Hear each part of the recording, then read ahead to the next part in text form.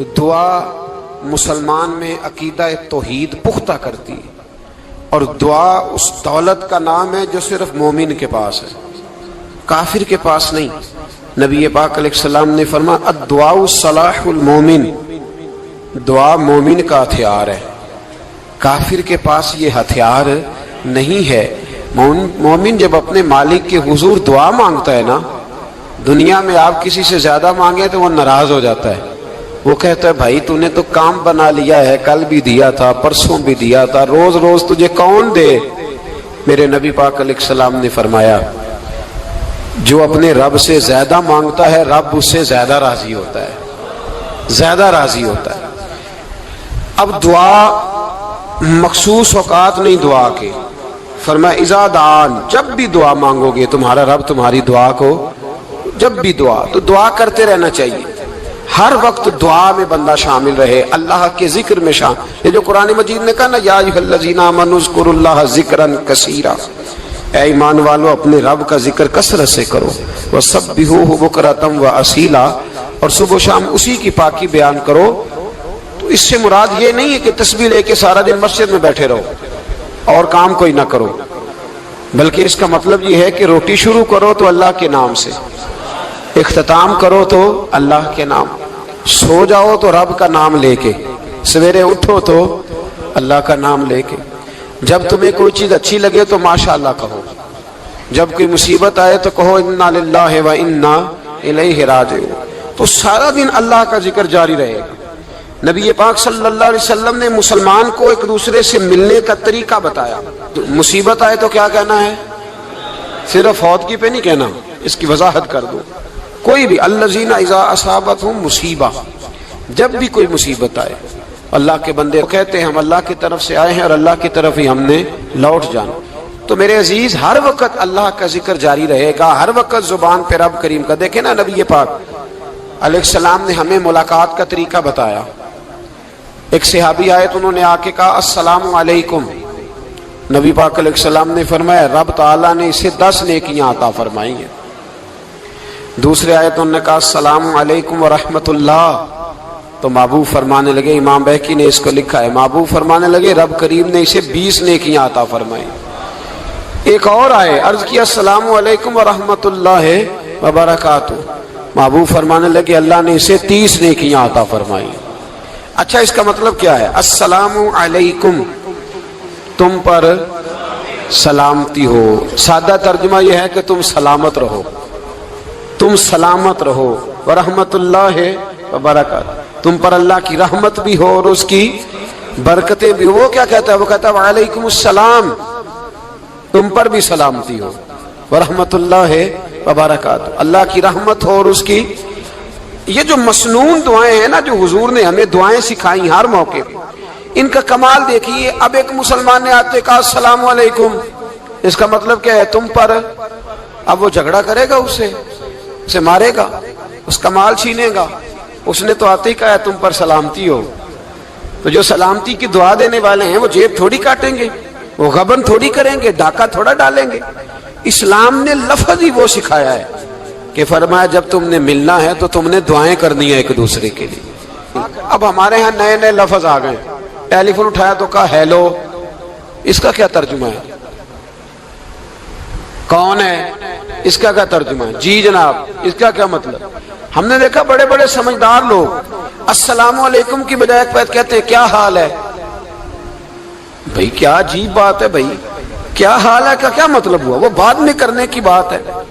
اور کچھ تھوڑا سا جو ادیب ہیں، جو بیچارے حروف کے پیچ و تاب میں رہتے ہیں، وہ کہتے ہیں آداب عرض ہے۔ وہ کیا ہوتا ہے جی؟ اسلام نے دعا سکھائی ہے السلام علیکم، یہ کتنی خوبصورت دعا ہے۔ جب آپ گھر کے اندر داخل ہوئے تو آپ نے دعا دی السلام علیکم، یہ دعا دی آپ۔ ایک صحابی حاضر خدمت ہوئے، عرض کی یا رسول اللہ صلی اللہ علیہ وسلم میرے گھر میں غربت رہتی ہے، کیا کروں؟ نبی پاک علیہ السلام نے فرمایا جب بھی گھر جایا کرنا گھر والوں سے سلام لیا کر، گھر والوں سے کیا کہا کر؟ السلام علیکم، جب بھی گھر جائے۔ یعنی گھر آیا، اب گھر والوں نے بتایا کہ ماچس کی ڈبیا تو لے آؤ۔ اب یہ دکان کونے پہ تھی گھر والے پہ، وہاں سے ماچس کی ڈبیا لے کے واپس گیا تو کہنے لگا السلام علیکم. پھر گھر والوں نے کہا ہو بتانا یاد ہی نہیں رہا, چینی بھی ختم ہو گئی ہے. تو یہ پھر گیا چینی لینے, لوٹ کے آیا تو کیا کہا؟ جب اللہ چاہتا ہے تو کہے, جب اللہ کے رسول چاہتے ہیں تو کہے. اس کا ترجمہ یہ ہے کہ تو کہہ, تو سلام لے. اللہ رسول چاہ رہے ہیں کہ تو سلام لے تاکہ تیرے گھر میں سلامتیاں ڈال دی جائیں. تو فرمایا سلام لینی ہے تو نے, اور ساتھ تو نے اس طرح کرنا ہے کہ 3 دفعہ سورۃ اخلاص کو پڑھنا ہے. امام قرطبی نے اس کو لکھا ہے. اس نے کہا حضور غربت بڑی ہے. غربت بڑی ہے تو کہ وظیفہ بتائیں. فرمایا جب بھی گھر جاؤ سلام لو اور 3 دفعہ سورۃ اخلاص پڑھو. وہ صحابی کہتے ہیں میں پکا ہو گیا. اب وہ کچھ دنوں کے بعد, کچھ عرصے کے بعد, کچھ مہینوں کے بعد واپس آئے تو صحابہ کرام علیہم رضوان فرماتے ہماری خواہش تھی کہ یہ کچھ بیان کرے, اب بتائے جو وظیفہ لے کے گیا تھا اس کا ریزلٹ کیا نکلا. کہتے اس نے بڑی حیرت انگیز بات کی, حیرت انگیز عجیب انداز میں. کچھ لوگوں کا دل ہوتا ہے نا کہ مجھے ملے میرے پڑوسی کو نہ ملے, اور کچھ کا دل ہوتا ہے یار مجھے بھی ملا ہے اور الحمدللہ میرے پڑوسی کو ملا ہے. تو صحابی جب حاضر ہوئے تو صحابہ کہتے ہیں ہمیں تجسس تھا کہ یہ کچھ بتائیں. تو حضور نے فرمایا کیا حال ہے تیرا؟ کہا یا رسول اللہ کمال ہی ہو گئی ہے حضور, میں جب بھی گھر جاتا ہوں سلام لیتا ہوں اور 3 دفعہ سورۃ اخلاص پڑھتا ہوں. میں تو امیر ہو ہی گیا ہوں, میرے تو ہمسائے بھی امیر ہو گئے. کتنا پیارا ہے یہ جملہ, کتنا حسن ہے. اتنا اچھا لفظ کسی اور کے پاس ہے ہی نہیں جو الفاظ ہمیں ہمارے رسول نے عطا فرمایا. اس کو اپنائیے, اس کو اپنائیے. یہ الگ بات ہے کہ لوگ مطلب کے لیے سلوٹ کر لیتے ہیں بڑا سارا, لیکن مطلب کے لیے نہیں. جس کو جانے اس سے بھی سلام لیں, جس مسلمان کو نہیں جانتے اس سے بھی. تو نبی پاک نے ہمیں مسنون دعائیں سکھائیں. رات کو جب سونے لگے اللہ کے رسول صلی اللہ علیہ وسلم نے ہمیں دعا سکھائی. حضور نے فرمایا جب سونے لگو تو مسلم شریف میں فرمایا تم نے یہ دعا پڑھنی, اللہم باسمک اموت و احیا. تم نے کہنا اے اللہ میں تیرے نام پر مرتا ہوں اور تیرے نام پر جیتا ہوں. نبی پاک صلی اللہ علیہ وسلم نے ایک حدیث میں فرمایا کہ یہ جو نیند ہے نا یہ موت کی چھوٹی بہن ہے, یہ موت کا ایک حصہ ہے. جس طرح انسان سو جائے تو کوئی خبر نہیں ہوتی کیا ہو رہا ہے, بالکل وہ اٹھا ہے تو اس نے کہا ہو یہ کیا ہوا. سو جاتا ہے نا آدمی, اسے خبر نہیں ہوتی. اوہو میں نے تو 11 بجے اٹھنا تھا, یہ تو 3 بج گئے. اب اسے خبر نہ رہی. سوتے ہوئے لوگ چوری کر لیتے ہیں, بلکہ اس طرح بھی ہوتا ہے کہ آدمی نے گکھڑ اترنا تھا, وہ پنڈی سے آ رہا تھا لیکن وہ سویا ہوا تھا. آنکھ تب کھلی جب کاموں کی آ گیا تھا. اب اس کا اس پر زور, تو فرمایا کیا پتا اب تو کھل گئی کاموں کی, جا کے لاہور جا کے کسی جگہ پہنچ کے. تو یہ بھی ممکن ہے کہ کھلے ہی نہ, نیند ہی موت کا سبب بن جائے. تو کہہ کے سو کہ یا اللہ تیرے نام پہ سو رہا ہوں. اللہ کس نام پہ سو رہا ہوں یار. اگر ہم ان دعاؤں کا حسن سمجھے مت, اللہم باسمک اموت و احیا, یا اللہ میں تیرے نام پہ سوتا ہوں اور تیرے نام پر اٹھتا ہوں. گویا کہہ رہا یا اللہ میری نیند بھی تیرے فضل سے ہی ہے, اور اگر آنکھ کھل جائے تو وہ بھی تیرے فضل سے ہی ہے. کتنا اعلیٰ نبی پاک علیہ السلام نے انداز سکھایا. اور پھر بخاری شریف میں حدیث موجود ہے, فرمایا جب اٹھو تو کہو الحمدللہ الذی احیانا احیانا بعد ما اماتنا والیہ النشور. فرمایا جب تم سو کے اٹھو تو پھر کہو اے اللہ ساری تعریفیں تیرے لیے, تمام تعریفیں جس نے ہمیں موت کے بعد حیات دی, موت کے بعد. فرمایا احیانا بعد ما اماتنا, ہمیں مرنے کے بعد گویا اللہ کا شکر ادا کر کے آنکھ کھل گئی. دیکھیں کس طرح اسلام مسلمان کو اللہ کے ساتھ جوڑتا ہے. فرمایا شکر کر, آنکھ کھل گئی. کہ یا اللہ تیرا شکر ہے تو نے موت کے بعد ہمیں دوبارہ حیات عطا فرمائی, یہ شکر ادا کرو. گویا تم یہ نہ کہنا کہ میں اٹھ گیا ہوں تو میرا کمال ہے, یہ نہ سمجھنا میں اٹھ گیا ہوں تو میں بڑا پابند ہوں, جب میں ارادہ کر لوں کہ میں نے 11 بجے اٹھنا ہے تو پھر میں اٹھ جاتا ہوں.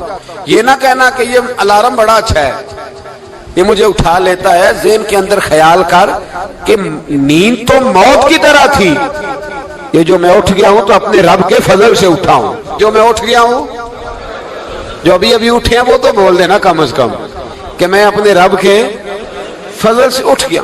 تو دعا سکھائی. پھر دیکھیے نبی پاک صلی اللہ علیہ وسلم نے فرمایا جب تم بیت الخلاء میں جاتے ہو نا, واش روم میں جاتے ہو, تو گندی چیزیں ہوتی ہیں وہاں، شیطان ہوتے ہیں، جنات ہوتے ہیں، یہ گندگی پہ ہوتے ہیں۔ جب تم واش روم جاؤ، بیت الخلا جائے، تب بھی دعا مانگو۔ کیا دعا مانگو؟ وہ دعا بھی نبی پاک صلی اللہ علیہ وسلم نے ہمیں تعلیم فرمائی اور بخاری میں ہے، کہا پڑھا کرو اللہم انی اعوذ بک من الخبث والخبائث۔ کہو اے اللہ ناپاک چیزوں سے میں تیری پناہ مانگتا ہوں، وہ نر ہوں یا مادہ ہوں، اللہ میں تیری پناہ مانگتا ہوں۔ واش روم کے اندر بہت ساری بری چیزیں ہوتی ہیں، جوان میری بات پر توجہ فرمائیں، وہاں بہت ساری گندی چیزیں ہوتی ہیں۔ انسان کئی دفعہ واش روم میں جاتا ہے، اسے وسوسے زیادہ آتے ہیں، یہ نوٹ کریں میری بات کو۔ اصل میں نا ہم بات ڈھونڈ رہے ہیں علاج اپنی بیماریوں کا، حالانکہ علاج تو سارا مدینے والے رسول کے پاس موجود ہے، محبوب کے پاس ساری دوائیاں ہیں۔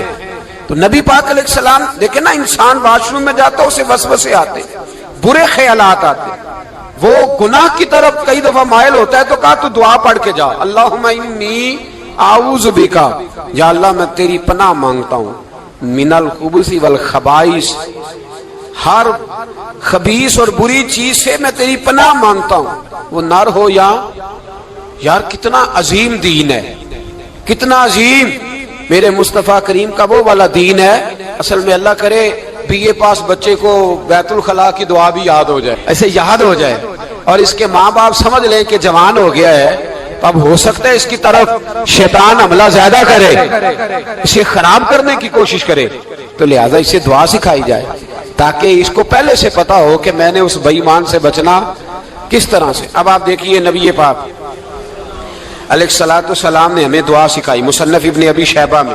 کون سی دعا؟ واش روم سے نکلنے کی۔ اللہ اکبر، بڑی زبردست دعا ہے، بڑی زبردست۔ آپ یقین کریں اس ایک ایک دعا پر ایک ایک پورا بیان ہو سکتا ہے، ایک ایک۔ یہ اس لیے نہیں میں کہہ رہا کہ میں کوئی عالم فاضل آدمی ہوں، آپ کہیں گے کہ بتا رہے ہیں میں بڑا پڑھا لکھا ہوں، صرف یہ عرض کر رہا ہوں کہ اس کے فوائد پر، ثمرات پر جو اللہ تبارک و تعالی امت کو دیتا ہے، ان دعاؤں کی جو فضیلت حدیثوں میں آئی، اور پھر جو اس کے فوائد ہے، اور اس پر بات کروں تو ایک دعا تقاضا کرتی ہے کہ اس پر پورا ایک لیکچر ہونا چاہیے۔ دیکھیے آپ واش روم سے نکلے، دعا کیا ہے؟ دعا کے لفظ کیا؟ الحمدللہ الذی، ایک حدیث میں لفظ ہے غفرانک، غفرانک، اے اللہ میں تجھ سے بخشش چاہتا ہوں۔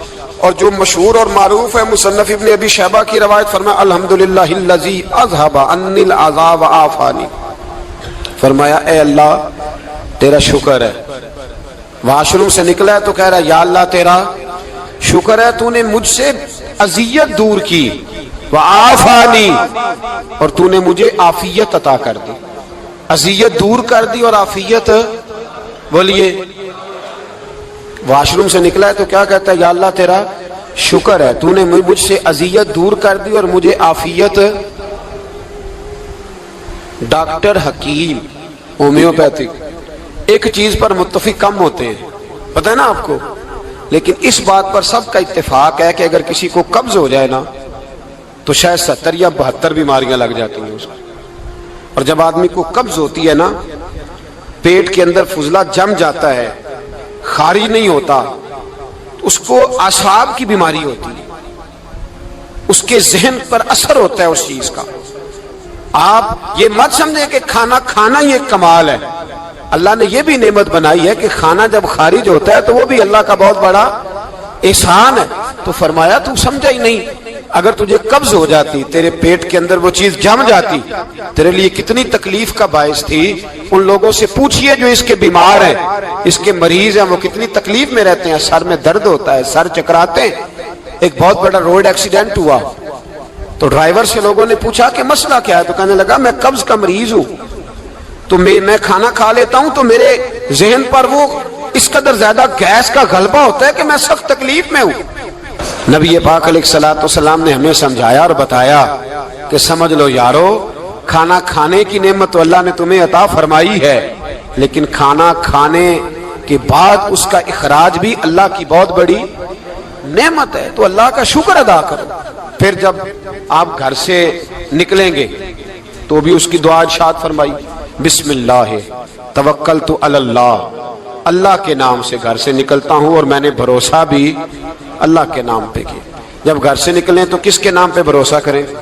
بولیے حضرت رابعہ بصریہ رحمت اللہ علیہا، آپ تشریف لے گئیں حج کرنے، جس دن واپس آئیں اپنا اونٹ کہہ گئی جاتی دفعہ، کہنے لگی اللہ میں تیرے حوالے کر کے جا رہی ہوں اور بسم اللہ توکلت علی اللہ، بھروسہ بھی تیری ذات پہ۔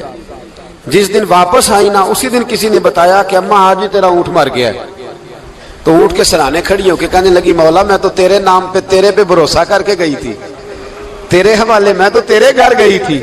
تو لوگ کہتے ہیں اماں کے منہ سے لفظ نکلے تو اونٹ زندہ ہو کے کھڑا ہو گیا، کھڑا ہو گیا ہوں۔ تو اماں کہنے لگی نہیں تمہیں غلطی لگی ہے، مرا ہی نہیں تھا، پہلے سے ہی موجود تھا، وہ اپنی کرامت بھی نہیں ظاہر ہونے دی۔ تو بھائی گھر سے نکلیں تو کس لفظ پر کہ یا اللہ میں تیرے بھروسے پہ نکل رہا ہوں میں، اس کے دو فائدے ہوں گے، ایک تو آپ اللہ کی امان میں جا رہے ہیں، اللہ کی امان میں آ رہے ہیں، اور دوسرا جس گھر کو آپ چھوڑ کے جا رہے ہیں اسے بھی اللہ کی امان میں دے کے جائیں۔ تو کتنا لذت والی دعا ہے جو نبی کریم علیہ السلام نے ہمیں سکھائی۔ اب ذرا حدیث سنیں خوش ہو کے، دیکھیں حضور نے دعا سکھائی، فرمایا جب دیکھ لو نا کسی کو ہنستا ہوا، کیا کرتا ہوا؟ ماشاءاللہ آپ تو ہنسنے لگے۔ جب کسی کو ہنستا ہوا دیکھو تو کہا کرو اضحک اللہ سنک، یہ دعا یہ بخاری ہے، فرمایا دعا مانگا کرو جب کسی مومن کو ہنستے ہوئے دیکھو تو دعا مانگو اضحک اللہ سنک، اللہ تجھے ہنستا ہی رکھے، اللہ تجھے، بولیے جل نہ جایا کرو کہ میں پریشان ہوں تو یہ ہنس کیوں رہا ہے، جھلا نہ کرو، بلکہ کیا کرو اللہ تجھے ہنستا رکھے، اللہ تجھے۔ نبی پاک صلی اللہ تعالی علیہ وآلہ وسلم نے فرمایا، ترمذی میں حضرت اسامہ بن زید رضی اللہ تعالیٰ عنہ سے حدیث مروی ہے، حضور نے فرمایا جس نے کسی کے ساتھ احسان کیا اور جس پر احسان کیا، اگر اس نے یہ دعا پڑھ دی نا جزاک اللہ خیرا، تو فرمایا اس نے اللہ کی بھی پوری حمد کر دی اور محسن کا صحیح شکریہ بھی ادا کر دیا۔ کیا کہنا ہے؟ جزاک اللہ، اللہ تجھے بہترین جزا عطا کرے۔ اس کا ترجمہ کیا ہے؟ اللہ تجھے بہترین، کیونکہ حضور فرماتے ہیں من لم یشکر الناس ولم یشکر اللہ، جس نے بندوں کا شکریہ ادا نہیں کیا اس نے اللہ کا بھی شکریہ ادا نہیں کرنا۔ تو کیا کہنا چاہیے؟ جزاک اللہ خیرا۔ اور اگر اماں کہتی ہو بچوں کو انگریزی سکھانی ہے تو کیا کہنا ہے؟ پھر شکریہ ادا کرنے میں کیا کہنا ہے؟ Thanks, thank you. او خدا کے اس کا ثواب کتنا ہے؟ بولے انگریزی ایک زبان ہے، اس کو زبان ہی رہنے دیں گے۔ ایک نوجوان نے مجھے بڑی گہری بات سنائی، میرا قریبی تعلق تھا، کہنے لگا گھر میں بڑا مسئلہ ہے، بڑی پریشانی ہے، ماں اور بیوی کا ماحول اتنا سخت ہو گیا ہے کہ نمٹ نہیں سکتا۔ آپ یقین کریں میں نے ڈیٹیل سے ساری چیز کو سٹڈی کیا، میرے پاس اتنا وقت نہیں ہوتا، پھر بھی میں نے اس فیملی کو پورا پڑھا تو غلطی نوجوان کی نکلی، نہ اس پہ اماں اعتبار کرتی ہے نہ بیوی اعتبار کرتی ہے۔ اس نے جھوٹ بول بول کے اس طرح کی ماحول پیدا کر دیا ہے کہ کوئی اس پر اعتماد کرنے کو تیار ہے۔ اگر آپ ناراض نہ ہو تو ایک بات کروں، پتہ ہے گھر میں ماحول کب خراب ہوتا ہے؟ باہر والے ہماری تقریر سنتے ہیں، گھر والے ہمارا عمل دیکھتے ہیں۔ جب وہ دیکھتے ہیں نا کہ یہ کس طرح کا شخص ہے، اس کے رویے، اس کا کردار، اس کا لب و لہجہ کتنا برا ہے اور یہ کردار کا کتنا کمزور ہے۔ اعلیٰ حضرت فرمایا کرتے تھے نیک وہ ہوتا ہے جس کی تنہائی صاف ستھری ہوتی ہے، اس لیے ماحول بگڑ جاتا ہے۔ یہ جو ہم کہتے ہیں نا میرے سجن بڑے بنتے ہیں پھر ٹوٹ جاتے ہیں، کچھ لوگ ایسے ہوتے ہیں جو ان کے پاس جاتا ہے انہی کا ہو جاتا ہے، وہ کہیں اور کے قابل کیوں بھلا؟ اس لیے کہ ان کے کردار میں ٹھنڈک دیکھتا ہے، ان کے لب و لہجے میں مٹھاس دیکھتا ہے، اس شخص میں اتنی خوبصورتی دیکھتا ہے کہ اسی کا بن جاتا ہے۔ حضرت ابراہیم بن ادم کے پاس ایک نوجوان آیا، کہنے لگا میں گناہ کرنا چاہتا ہوں، فرمانے لگا بالکل کر، اللہ کا دیا ہوا رزق کھانا چھوڑ دے اور گناہ کر۔ کہنے لگا یہ نہیں ہو سکتا، فرمانے لگے چل پھر اس طرح کر، رب کی زمین پہ نہ رہ، کسی اور کی زمین پہ چلا جا۔ کہنے لگا یہ بھی نہیں ہو سکتا، فرمانے لگے چل اللہ کی چھت سے نکل جا۔ کہنے لگا یہ بھی نہیں ہو سکتا، تو آپ رو پڑے۔ فرمانے لگے پھر جناب اسرائیل جب آئیں تو ان سے کہنا مجھے 2-3 سال کی مہلت دے دیں، پچھلی میری گناہوں میں گزر گئی، میں ذرا 3 سال عبادت کر لوں۔ تو وہ شخص بھی رونے لگا، کہنے لگا حضور وہ مہلت نہیں دیتے، وہ جب لینے آتے ہیں تو پھر لے کے اللہ تعالیٰ نے جب انسان بنانا چاہا نا تو جناب جبریل کو کہا مٹی لے کے آ زمین سے. حضرت جبریل نے مٹی پہ ہاتھ ڈالا تو باقی کی مٹی رونے لگ گئی, اسے جدا نہ کر. تو جناب جبریل چھوڑ کے چلے گئے. حضرت میکائیل کو بھیجا, مٹی لا, مٹی پہ ہاتھ ڈالا تو باقی کی مٹی رونے لگ گئی, چھوڑ کے چلے گئے. جناب اسرائیل کو بھیجا, مٹی پہ ہاتھ ڈالا تو باقی کی رونے لگ گئی, چھوڑ کے نہ جاؤ. تو حضرت اسرائیل فرمانے لگے تیرا رونا دیکھو کہ رب کا حکم دیکھو. وہ لے گئے, جب پیش کی تو رب کریم نے فرمایا اسرائیل جان نکالنے کی ڈیوٹی بھی تیری, تو مٹی کو لے آنا, باقی مٹی روتی بھی رہے تو روتی رہے. جب میرا فیصلہ آ جائے تو پھر اس میں کوئی گنجائش, ہم کھاتے بھی اللہ کا ہیں, نافرمانی بھی اس کی کرتے, زمین پہ بھی اس کی چلتے ہیں, نافرمانی بھی اس کی کرتے, حکم کسی اور کا مانتے, چھت پہ رب کریم کی رہتے. اس طرح نظام نہیں چلتا. میرے بھائی یاد رکھ لو, گناہوں کی سزا ملے گی, زندگی تنگ ہو جائے, یہاں بھی آزمائش ہوگی اور وہاں بھی. میں نے درس پہ کہا تھا, پھر بات کہتا ہوں, یہ میں اپنے لیے کہہ رہا ہوں, توجہ ہے میری بات پر. دعا فرمایا کریں کہ جو کچھ ہم نظر آتے ہیں اللہ ہمیں ویسا بننے کی توفیق بھی عطا فرمائے. اللہ ویسا بننے کی یہ مشکل معاملہ ہے, مشکل. دیکھیں نا, ایک آدمی سیاستدان ہے, اس نے بڑے اچھے نعرے لگائے, انقلاب آ جائے گا, میں غریب کا بھلا کر دوں گا, میں یتیموں کے سر پہ ہاتھ رکھوں گا, میں مجبوروں کی مدد کروں گا, میں دکھیوں کی مدد کروں گا, مزدوروں کو. اس نے اچھے اچھے نعرے سکھائے, اچھا اس نے پیغام دیا. اندر اس کے یہ تھا کہ اقتدار ملے گا تو مرضی کروں گا. لوگ اس کے گرد بھی گئے, اس کی گاڑی کے پیچھے بھی بھاگے, لوگوں نے اس کے نعرے بھی لگوائے, جیب سے پیسے لگا کے اس کے پوسٹر بھی شائع کیے. لوگ اس کے گرویدہ ہو گئے, لوگوں نے پوری, اور میری قوم نے تو بیچاری نے کئی دفعہ دھوکے کھائے. جس نے نعرہ لگایا غریب اسی کے پیچھے مسیحا بن کے چل پڑا. آج دھوکہ دے لیا, لوگوں کو پیچھے لگا لیا. یہ بتاؤ اگر راز کھل جائے, اگر راز کھل جائے کہ یہ دھوکہ دے رہا ہے, یہ فریب کر رہا ہے, تو لوگ اس کا کیا حال کریں گے؟ یہ راز قیامت میں کھل جائے گا. قیامت میں یہ راز یہ کھل جائے گا, کھل جائے گا. یہ دھوکے باز تھا. اذا زلزلت الارض زلزالہا, جب زلزلہ آئے گا جیسے اس کا آنا ٹھہرا. واخرجت الارض اثقالہا, زمین اپنے بوجھ باہر نکال دے گی. اس سے مراد کیا ہے کہ زمین پہ جو جرم ہوئے زمین بتا دے گی, باہر نکل آئے. وقال الانسان ما لہا, انسان کہے گا اسے کیا ہوا, یہ تو سب کچھ بتا رہی. بوجھ باہر نکال دے گی. ایک آدمی پیر طریقت بن کے بیٹھ گیا, جبہ کبا پہن کے, بڑی پگڑی باندھ کے بیٹھ گیا, اچھی اچھی نیک باتیں بتانے لگا. لوگ اس کی دست بوسی کرنے لگے, ہاتھ چومنے لگے, پیچھے لگ گئے, خدمت کرنے لگے, جیب سے نذرانہ دینے لگے. اس کے نام پر لوگ اپنی جیب سے لنگر پکانے لگے, خانقاہ کی خدمت ہونے لگی. مہمان اس کے آتے, نوکری کوئی اور کرتا. میں نے کہا تھا شاید اپنے لیے کہہ رہا ہوں. ڈیوٹیاں لوگ کرنے لگے, حالات بدلنے لگے. لیکن اس کے اندر تو چور تھا, وہ تو دکاندار تھا. تو یہاں جو اس کے پیچھے لگے تھے وہ تو سچے تھے, انہیں تو اجر ملے گا. لیکن اس کا جب راز کھلے گا تو بڑی رسوائی ہوگی. اس کا جب راز کھلے گا تو بڑی. ایک میری طرح کا دیندار تھا, جو چہرے کا تو نیک تھا, اندر پتہ نہیں کیا کچھ تھا. ایک طوائف گزر رہی تھی, اس نے اس کو تبلیغ کر دی. کہنے لگا بس کر دے, سیانی بن جا. تو کسی دانشور میں لکھا ہے اس نے بڑا سخت جواب دیا. اس عورت نے کہنے لگی بابا میں تو جو ہوں وہ نظر بھی آ رہی ہوں, تو بتا جو تو نظر آتا ہے وہ تو ہے کہ نہیں. اس بندے نے چیخ ماری اور بے ہوش ہو کے گر پڑا. تو لوگوں نے کہا بابا آج کسی صوفی کا کلام سنا ہے جو بے ہوش ہو گیا. تو اس نے کہا نہیں, آج طوائف کی بات سنی ہے, طوائف کی. اور وہ عجیب بات کر گئی ہے. وہ کہہ گئی ہے میں تو جو ہوں میں نظر آ رہی ہوں, تو بھی تو بتانا, تو بتانا کہ تو دستار امامت پہنتا ہے.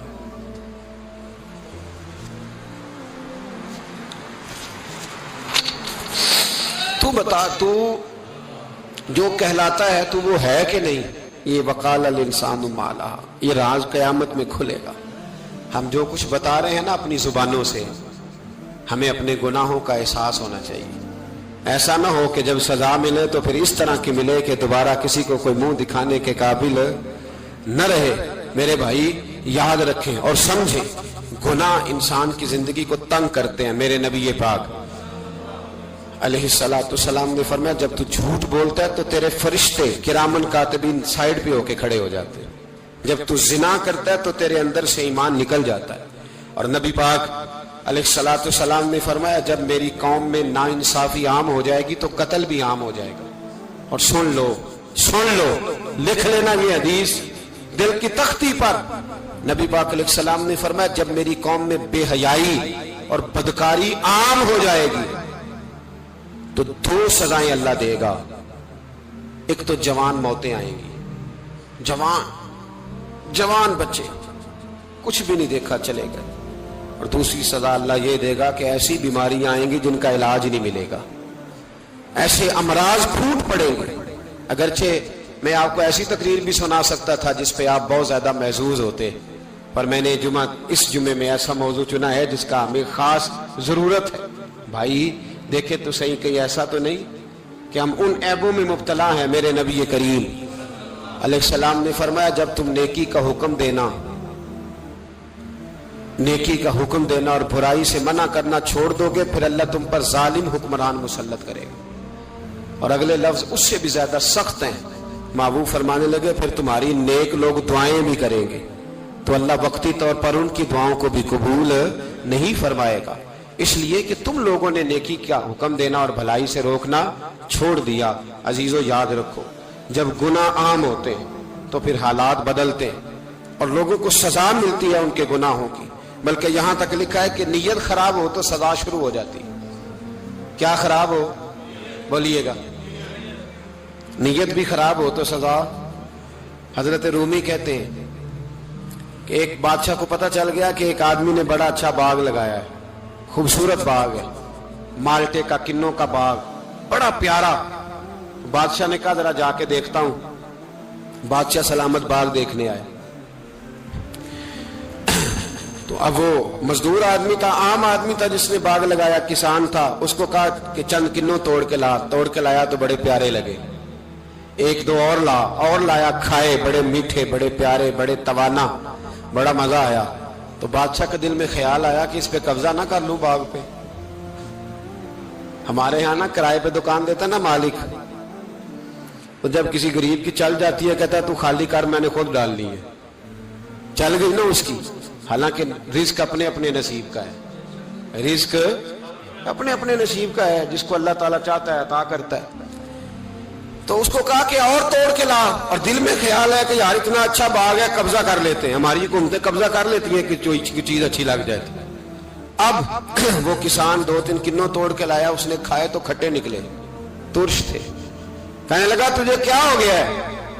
تو بندہ بڑا صاحب دل تھا، کہنے لگا میں تو ٹھیک ہوں، آپ اپنی نیت سے پوچھیں کہیں خراب تو نہیں ہو گئی۔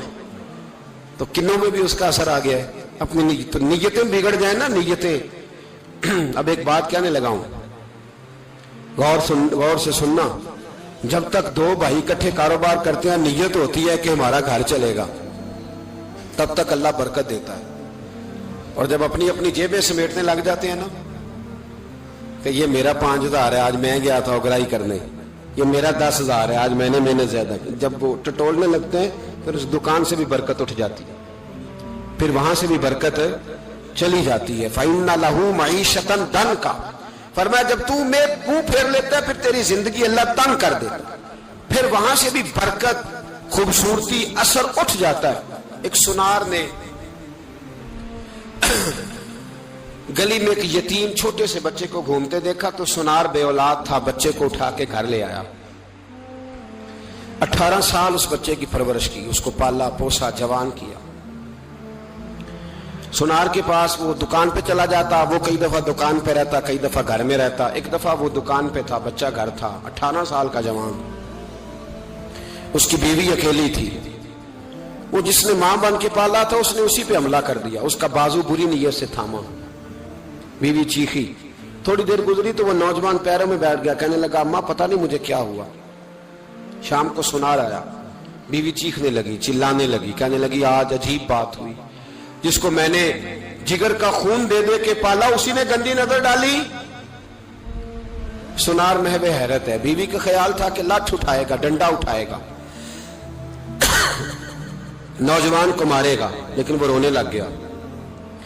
اس نے کہا آج اس نے میرا بازو تھاما ہے, جانے کیا کیا ہے. پریشان ہونے لگ گیا, سجدے میں گر گیا. کہا تو بتاتا کیوں نہیں؟ تو وہ سنار کہنے لگا اس کی غلطی نہیں. 18 سال کے بعد آج مجھ پر بھی شیطان سوار ہوا تھا. ایک عورت آئی تھی, وہ اپنے بازوؤں میں چوڑیاں پہننا چاہتی تھی, تو میں نے بھی گندی نظر سے ہاتھ ڈالا تھا. رب کریم نے مجھے فوراً اس کی سزا دی. جن کے گھروں میں بیٹیاں ہوتی ہیں ان کی نظریں گندی نہیں ہوتی. جو بیٹیوں کے باپ ہوتے ہیں, جو بہنوں کے بھائی ہوتے ہیں, ان کی نظریں گندی. اور اگر تو ٹیلی فون کرتا ہے, تو کسی عورت کے ساتھ تعلق رکھتا ہے, تو یہ بات لکھ لے. امام فخر الدین رازی 1, علامہ اسماعیل حقی 2, ملا جلال الدین رومی 3, امام خازن 4, امام جلال الدین سیوطی 5 حدیث کے استاد اور محدث لکھتے ہیں کہ اگر تو کسی پر گندی نظر ڈالے گا تو تیرا گھر بچ سکتا, یاد رکھ نہیں بچے گا. اس لیے کہ تیری نظر کسی کی بیٹی کو بیٹی سمجھ, تاکہ تیری بچی کا پردہ قائم رہے. کسی کی بہن کو, یہ کیا بات ہوئی کہ تو جتنا مرضی گند معاشرے میں پھیلاتا رہے تیرا گھر بچا رہے, یہ کیسے ہو سکتا ہے؟ فَإِنَّ لَهُ مَعِيشَةً ضَنْكَ, اللہ فرماتے ہیں زندگی تنگ ہو جائے گی تیرے لیے مشکل. تو ڈھونڈتا پھرے گا کہ میں مرنے کو جگہ تلاش کروں. سچی توبہ کرے, کھری توبہ کرے. یہ گناہ انسان کو مجبور کر دیتے ہیں. حضرت عبداللہ بن مبارک رحمت اللہ تعالی علیہ, ان کے سینکڑوں شاگرد تھے. ایک شاگرد کے انتقال کا وقت آیا تو گھر گئے ملنے. آپ کہتے ہیں میں نے زور لگا لیا پر اس کی زبان پر کلمہ جاری نہیں ہوا. میں اسے کہتا کلمہ پڑھ پر اس کی زبان پر جاری. اللہ اکبر, بہت بڑی نعمت ہے. دعا فرمائیں اللہ ایمان کی موت عطا فرمائے, ایمان کی موت دے اللہ کریم, ایمان کی موت دے. ایسے بھی لوگ دیکھے ہیں, مسجد نبوی ہے, رسول اللہ کا شہر ہے, سر سجدے میں ہے, روح پرواز کر گئی. روح پر کتنا نصیبوں والا ہے, کتنا نصیبوں والا ہے کہ مسجد نبوی میں سر سجدے میں رکھا ہے, اور اللہ تبارک و تعالیٰ نے محبوب کے قدموں میں موت عطا فرمائی. تو حضرت عبداللہ بن مبارک کہتے ہیں میں نے اس کو کہا کلمہ پڑھ, تو اس کی زبان پہ جاری نہیں ہوتا. میں بار بار کہتا تو وہ منت کرتا, کہتا حضور میں کوشش کرتا ہوں جاری نہیں ہوتا. فرماتے میں پریشان ہو کے اٹھا, ابھی میں دروازے پہ پہنچا تھا, اس نے چیخ ماری اور روح پرواز کر گئی. بچے رونے لگے, بیوی رونے لگی. تو میں نے اس کی بیوی سے کہا کہ یہ جرم کیا کرتا تھا, اتنا بڑا پاپی پہ کلمہ جاری نہیں ہوا. اس کی زوجہ کہنے لگی حضرت جی 2 گناہ تھے اس کے. ایک تو یہ شراب کا عادی تھا, روکتی تھی باز نہیں آتا تھا, اور دوسری بات یہ کہ یہ اپنی اماں کا نافرمان تھا. وہ 2 گلیاں چھوڑ کے رہتی ہے, یہ کبھی ملنے نہیں گیا تھا. اس بوڑھی کا کلیجہ اس کی طرف سے بڑی تکلیف میں تھا. تو حضرت عبداللہ بن مبارک کہنے لگے جا تو بھی دعا کر, اور اس کی ماں کو بھی کہہ دعا کرے کہ یہاں تو یہ کلمہ نہیں اسے نصیب ہوا, اللہ کرے اللہ آخرت کی منزلیں اس کی بہتر فرما دے. میرے بھائی ایسے گناہ, حضرت مالک بن دینار نے توبہ کی انہوں نے. کس طرح؟ فرماتے میں نشے کا عادی تھا, کسی نے مجھے کہا کہ بطور دوائی شراب پی لو, تو میں نے پی لی. نشے کا عادی تھا, شراب پیتا تھا. اللہ تعالیٰ نے بڑی منتوں اور کوششوں کے بعد, منتوں کے بعد ایک بیٹی عطا فرمائی. وہ بھی 2.5-3 سال کی ہوئی تو پردہ کر گئی. کہتے میں اس کی قبر پہ بیٹھ کے گھنٹوں روتا. شراب کا عادی تھا. ایک دن سویا تو خواب دیکھتا ہوں کہ میرے پیچھے ایک بڑا سانپ لگ گیا, اور سانپ جب منہ کھولتا ہے تو انگارہ نکلتا ہے. میں پھر دعا کرتا ہوں اللہ ہمیں معاف فرمائے, اللہ ہم سے درگزر. میں کچھ قبرستانوں میں جاتا ہوں تو میں وہاں سانپ بچھو پھرتے ہوئے دیکھتا ہوں, تو ڈر آتا ہے کہ ہم یہاں آنے والے ہیں. یہ لوگ کہہ رہے ہیں کہ تمہاری تیاری ہے, کسی وقت بھی اعلان ہو جائے گا کہ چلو بھائی چلو فلاں صاحب کا جنازہ ہے, اٹھو. لوگ کہتے ہیں جلدی کرو, اور ایک کونے میں ایک شخص یہ بھی کہتا ہے کہ دیگ بھی رکھ لو مہمان بڑے جمع ہو گئے. اور ایک کونے میں لوگ یہ بھی کہتے ہیں کہ برف ٹھنڈی لے آؤ, لوگوں نے پانی بھی پینا ہے. پہلے اعلان ہوتا ہے کہ فلاں فوت ہو گیا, پھر اعلان ہوتا ہے جنازے کا ٹائم ہو گیا, پھر اعلان ہوتا ہے جنازہ اٹھایا جائے گا, اور پھر بات ختم ہو جاتی ہے. پھر کل من علیہ فان, پھر کوئی نہیں پوچھنے آتا, ختم ہو گیا, قصہ ہی ختم ہو گیا. ان لوگوں کی کہانی مٹ گئی، ختم ہو گئے، بڑے بڑے کج کلا، کوئی پوچھنے والا نہیں۔ موت کا راج ہے، راج ہے موت کا راج، موت راج کرتی ہے بس، اور کسی کا راج نہیں۔ وہ راج کرتی ہے، جدھر جاتی ہے اسی کا راج ہے، راج کر رہی ہے۔ تو حضرت مالک بن دینار کہتے ہیں قبرستان میں میں نے دیکھا، میں خواب دیکھتا ہوں، بڑا اژدہا، اس کے منہ کے اندر آگ، میرا پیچھا کر رہا ہے۔ کہتے میں خواب دیکھ رہا ہوں، میں دوڑا، لیکن وہ اژدہا جب میں دوڑا تو میرے آگے آ کے کھڑا ہو گیا۔ میں مشرق کو دوڑا تو وہاں بھی آ گیا، مغرب کو دوڑا تو وہاں بھی آ گیا۔ جناب مالک بن دینار کہتے ہیں ایک بوڑھا شخص کمزور مجھے بچانے آیا، پر اس اژدہا نے پھونک ماری تو وہ بوڑھا آدمی دور جا گرا۔ کہتے میں چیختا تھا، چلاتا تھا، ایک پہاڑی پہ میں بھاگا گیا تو وہاں مجھے میری بیٹی ملی، مجھے فوت ہو گئی۔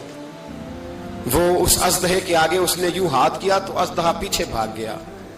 میں نے بیٹی کو گود میں اٹھایا، میں نے کہا بیٹی یہ کون تھا؟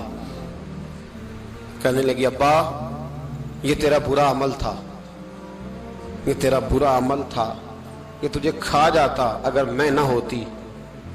تو کہا یہ بوڑھا جو مجھے بچانے آیا یہ کون تھا؟ کہا یہ تیرا اچھا عمل تھا، پر کمزور بڑا تھا، تھوڑا تھا، یہ تیرے برے عمل کا مقابلہ کرنے کی ہمت نہیں رکھتا تھا۔ حضرت مالک بن دینار کہتے ہیں میری بیٹی نے خواب میں میری داڑھی پکڑ لی اور کہنے لگی ابا میں چاہتی ہوں تو صحیح ہو جا، ایسا نہ ہو کہ پھر تیرے پیچھے یہ اژدہا لگ جائے۔ حضرت مالک بن دینار کہتے ہیں جب میں سو کے اٹھا تو میری داڑھی آنسوؤں سے بھری ہوئی، پھر اس کے بعد میں نے توبہ کی، اس طرح کی توبہ کی کہ پھر میں نے کوشش کی کہ دوبارہ میں اپنے رب کی نافرمانی نہ کروں۔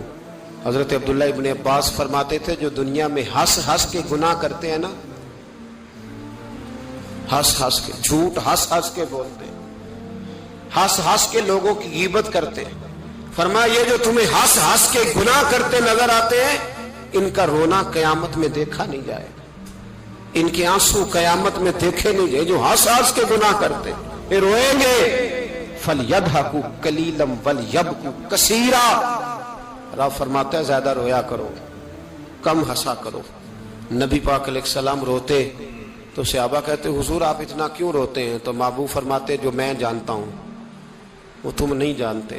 بھائیو قبروں میں اکیلے جانا ہے، کبھی غور کرنا، اکیلے، کوئی بندہ ساتھ حساب دینے نہیں جائے گا۔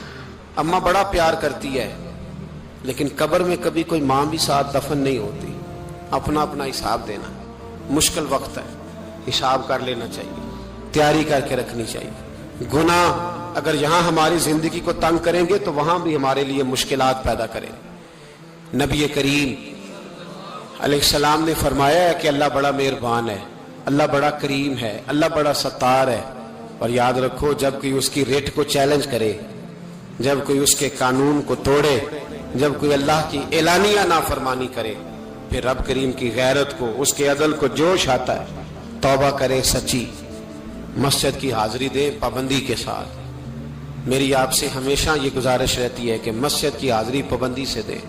میں اپیل کرتا ہوں داڑھی رکھ لیں، یہ میرے نبی کا طریقہ ہے صلی اللہ تعالی علیہ۔ واپس آ جائیں، ہماری بقا نہ ہمارے دین میں ہے، کوئی نہیں ہمیں رکھے گا، کوئی نہیں رکھے گا، کوئی نہیں۔ میرا ایک دوست رات بتا رہا تھا کہ سعودی عرب میں ایک شخص نے 30 سال محنت کی، تو جب وہ مرا ہے وہیں اس کے گھر میں فون کیا تو اس کے گھر والوں نے کہا جناب آپ کو مشکل ہوگی ڈیڈ باڈی بھیجنے میں، وہیں دفن کر دیں، ہاں اگر اس کا کوئی پیسہ ہے تو وہ ذرا اکاؤنٹ میں بھیج دیں، بچیوں کو ضرورت ہے۔ او بھائی تو اکیلا جائے گا، تیرے لیے مشکل ہو جائے۔ اپنے بھی ساتھ یقین کریں، بچے دعائیں کرانے آتے ہیں، کہتے ہیں حضرت جی دعا کریں اللہ اماں کی سختی معاف کر دے۔ اس کا مطلب کیا ہے کہ اماں اب جائے، اب ہمارا نمبر آئے۔ بچے تو انتظار کر رہے ہیں کہ ابا جائے اور گدی پہ ہمارا نمبر آئے۔ تیاری ہے، اکیلے جانا ہے، اکیلے، سخت سا مرحلہ ہے، اکیلے سارا کچھ فیس کرنا۔ آج توبہ کریں، وہاں کے کیڑے یہاں رہ کے ماریں، اپنے ساتھ ظلم نہ کریں۔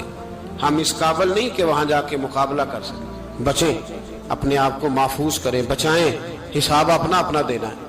کسی باپ نے اگر اپنے بچوں کو حرام کھلایا تو بچے تو نہیں کہہ رہے تھے نا کہ حرام لے کے آ، تو باپ نے حساب دینا، والد نے۔